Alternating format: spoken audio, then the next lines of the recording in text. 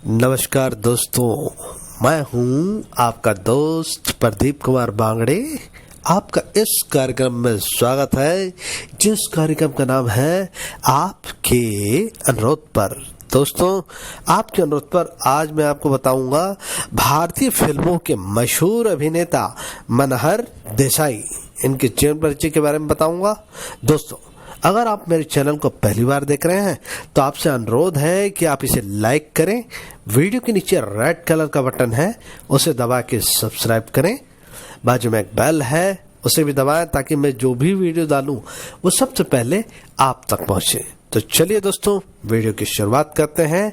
भारतीय फिल्म के मशहूर अभिनेता मनहर देसाई, इन्होंने 150 से अधिक फिल्मों में अभिनय किया। इसमें से कुछ फिल्में गुजराती भी थी।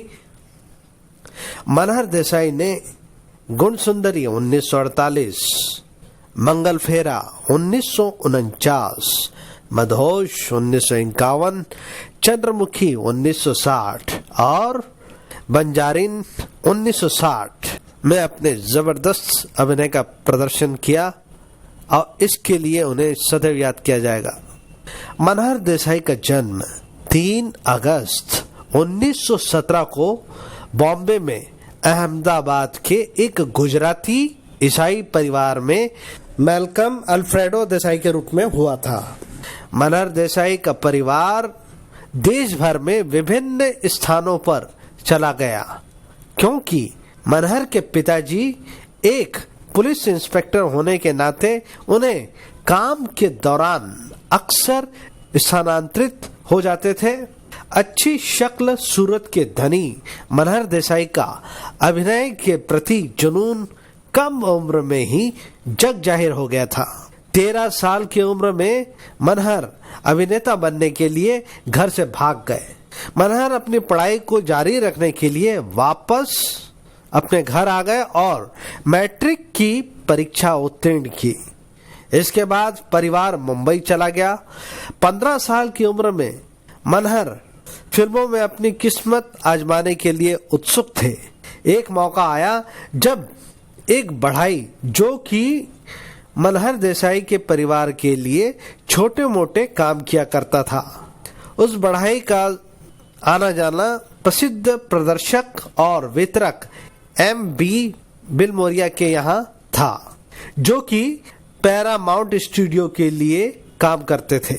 उन्होंने मनहर को पैरामाउंट स्टूडियो के कीकू भाई देसाई के नाम एक पत्र दिया, जिससे मनहर को अपना पहला फिल्मी काम मिला। ये काम था फिल्म के हीरो के डुप्लीकेट का रोल था, जिसमें उन्हें हीरो के स्थान पे डुप्लीकेट के तौर पर घुड़सवारी करनी थी और स्टंट करना था। काम करके उन्हें कोई खासी खुशी प्राप्त नहीं हुई। उन्हें स्टूडियो का माहौल पसंद नहीं आया। उन्होंने इस काम को छोड़ के आगे पढ़ाई करने का फैसला किया। लेकिन पैरामाउंट स्टूडियो में काम करने का उन्हें एक फायदा अवश्य हुआ।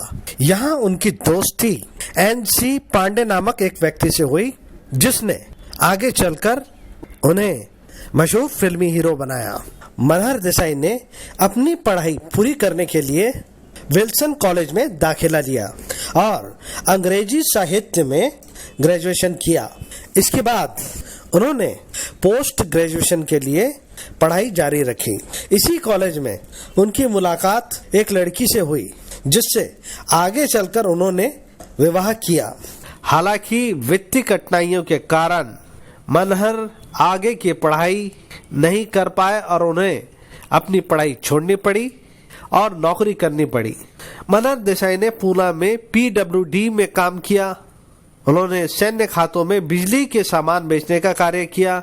उन्होंने फजल भाई के फोटोफोन इक्विपमेंट में बिक्री सहायक के रूप में भी कई नौकरियां की।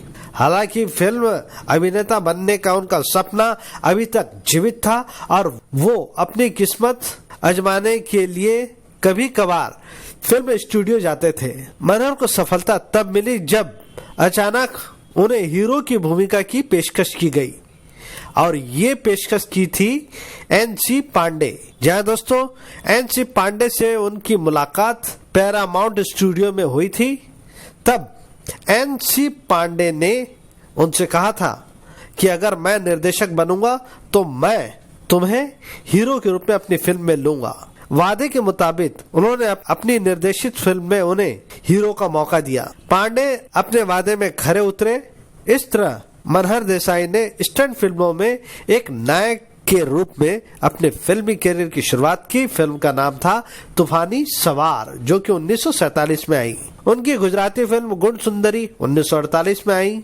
42 सप्ताह तक चली ये फिल्म। उन्होंने एक स्टार के रूप में अपनी स्थिति मजबूत कर ली। उन्होंने गुजराती हिट फिल्मों में काम किया, जैसे कि मंगल फेरा जो कि 1949 में आई, नसीबदार 1950 में आई और गाड़ा नो बेल 1950 में आई।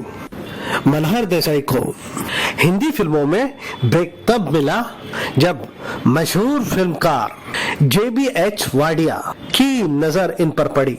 JBH वाडिया ने मंगल फेरा फिल्म में मनहर का काम देखा था और बहुत प्रभावित हुए थे।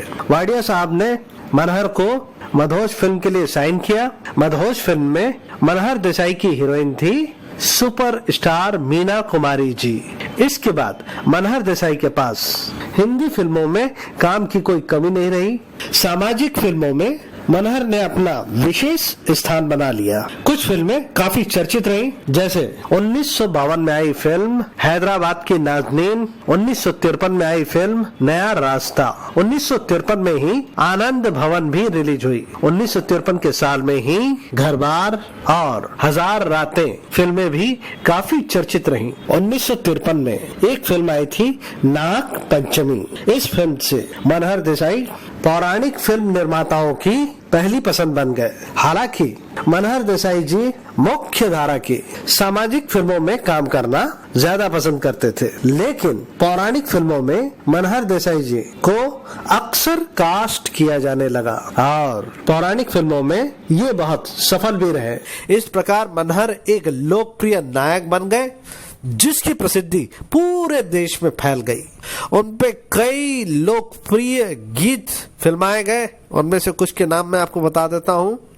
मदहोश जो कि 1951 में आई थी, इसमें थी गाने के बोल है मेरी यादों में तुम ना आंसू बहाना। नवरात्रि 1955 में आई, इसमें गाना था बहारें आएगी। मदहोश से हमें हो गया तुमसे प्यार बेदर्दी बालमा। मनहर देसाई की सुपरहिट फिल्म आई जन्म जन्म के फेरे, जो कि 1957 में आई। इसका प्रसिद्ध गीत था जरा सामने तो आओ चलिए। ये गाना सुपरहिट गाना था। आज भी ये गाना उतना ही मशहूर है। इस फिल्म की खासियत ये थी कि इस फिल्म से मशहूर निर्देशक मनमोहन देसाई ने अपने फिल्मी करियर की शुरुआत की थी। मनहर देसाई ने अपने कॉलेज की सहपाठी मित्र से शादी की थी। कला, दर्शन और जीवनियों जैसी शैलियों पर किताब पढ़ने और संग्रह करने का शौक था मनहर देसाई को। वो एक शौकिया कलाकार थे। उन्होंने कई चित्र और परिदृश्य चित्रित किए थे। कलात्मक अभिरुचि वाले स्थानों की यात्रा करना उनका जुनून था। मनहर देसाई की मृत्यु 25 फरवरी 1992 को मुंबई, भारत में हुई।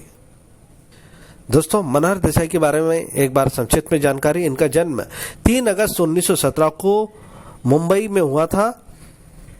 इनकी मृत्यु हुई 25 फरवरी 1992 को मुंबई, भारत में हुई। इन्होंने 150 से अधिक फिल्मों में अभिनय किया। इनकी कुछ फिल्मों के नाम: 1983 में आई इनकी सती नाग कन्या, 1988 में आई नल दमयंती, 1987 में आई समाज, 1986 में आई विक्रम बेताल, काला सूरज, 1984 में आई माया बाजार, 1984 में आई हिरण्य कंठे, 1984 में आई संत सिंगाजी, 1983 में आई सती नाग कन्या, 1982 में आई सती सावित्री, 1981 में आई महाबली हनुमान, 1981 में आई जेल यात्रा, 1981 में आई फर्ज और प्यार, 1980 में आई बद्रीनाथ धाम, 1965 में आई सती नारी, 1965 में आई महाभारत, 1965 में आई जादुई अंगूठी, 1965 में आई महबूबा, 1965 में शाकी रक्षा, 1963 में आई पारसमणि, 1962 में आई मायाजाल, 1962 में आई रंग रंगीला,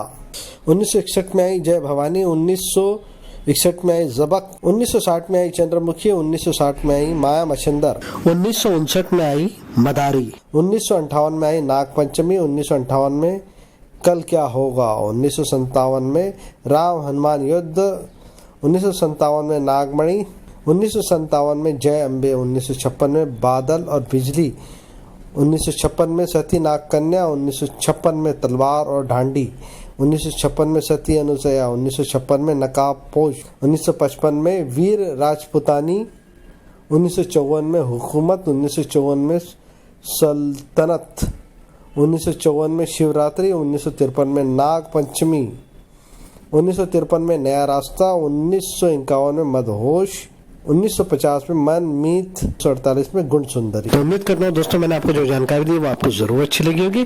तो इसी के साथ अपने दोस्त प्रदीप कुमार बांगड़े को इस कार्यक्रम से जाने की इजाजत दीजिए। नमस्कार, जय हिंद।